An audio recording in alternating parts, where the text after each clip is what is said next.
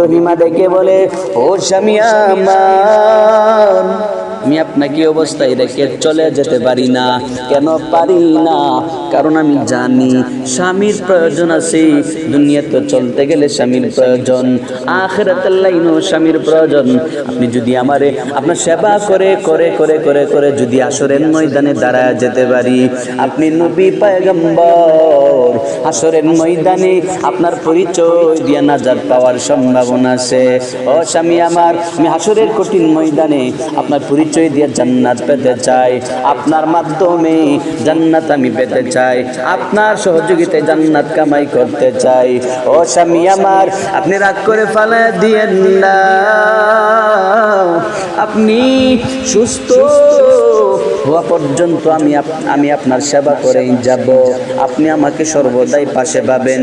স্বামী গো, আমি তাদের মতো হব না, আপনার যে বিবিরা চলে গেছে তাদের মতো আপনি আমাকে পাবেন না। আইয়ুব নবী বলেন, অসুবিধা নাই, থাকতে চাইলেও পারো, মন চাইলে চলেও যেতে পারো। এবার মহিলা মানুষ স্বর্ণ অলংকার বিক্রি করে করে স্বামীর জন্য খাবার জোগাড় করলেন। কিন্তু কতদিন স্বর্ণ অলংকার সব বিক্রি করা যখন শেষ হয়ে গেলেন, এবার বিবি রহিমা চিন্তার মধ্যে পড়ে গেলেন, এবার আমি আমার স্বামীর জন্য খাবার কেমনে নিয়ে আসবো?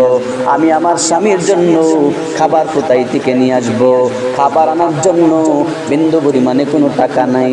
এবার জঙ্গলার মধ্যে তাকে স্বামীর নিয়ে জঙ্গলার মধ্যে ঝুপড়ি উঠায় থাকতে লাগলেন।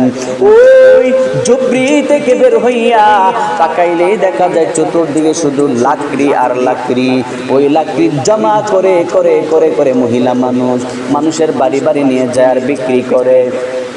বিনিময়ে যে টাকা পায়, এই টাকা দিয়ে বাজার করে করে স্বামীর মুখের মধ্যে খাবার তুলে দেয়। এইভাবে প্রতিদিন স্বামীর খেদমত করতে লাগলেন। এইভাবে প্রত্যেকটা দিন স্বামীর খেদমত চলতে আসে। কিন্তু ইবলিস শয়তান ওই দিক দিয়া যাদের কাছে বিবি রহিমা লাকড়ি বিক্রি করে তাদের বাড়ির মধ্যে যায়, মানুষের সুরত নিয়ে তাদেরকে গিয়ে একটা নতুন করে ধোঁকা দেয়। ইবলিস জানা দেয়, তোমরা কার কাছ থেকে লাকড়ি কিনো জানো নি? বলে না, তিনি কে?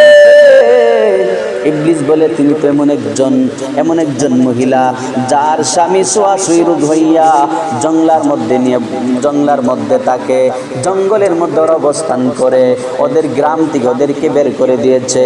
ওরা গ্রামে থাকতে পারে নাই। কেন পারে না জানুনি? ওদের মধ্যে ছোঁয়াছুঁই রোগ আছে।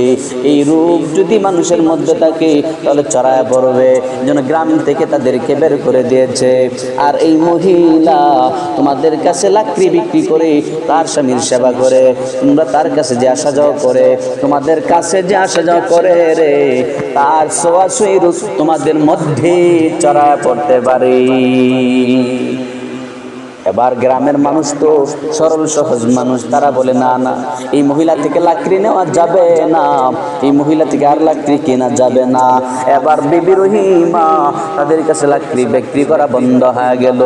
মহিলা মানুষ কি করবে? বিভিন্ন এলাকায় বিভিন্ন গ্রামে যাইয়া কাজের বুয়া সেজে কাজ করতে লাগলেন। মানুষের বাড়িতে কাজের বুয়া সেজে কাজ করে।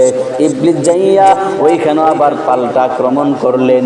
ইবলিস যাইয়া বলে, হে মানুষেরা শুনো, তুমি যারে তোমাদের কাজের বুয়া বানাইছো, তোমরা যারে কাজের বুয়া বানাইছো তার সম্পর্কে তোমরা ভালো করে জানুনি? বলে না না, বলে তিনি তো এমন একজন মহিলা যার স্বামী ছোঁয়াছুঁই রোগে আক্রান্ত হইয়া এলাকার মানুষ তারা জঙ্গলার মধ্যে ওরা ঝুপড়ি বানায় থাকে। বলে তার স্বামী ছোঁয়াছুঁই রোগে আক্রান্ত, এই রোগ তোমাদের মধ্যে ছড়ায় পড়তে পারে। এই মহিলা স্বামীর সেবা করে করে তোমাদের বাড়িতে এসে কাজ করে, রান্না করে, রান্না পাকায়, খাবার পাকায়। এই মহিলার খাবার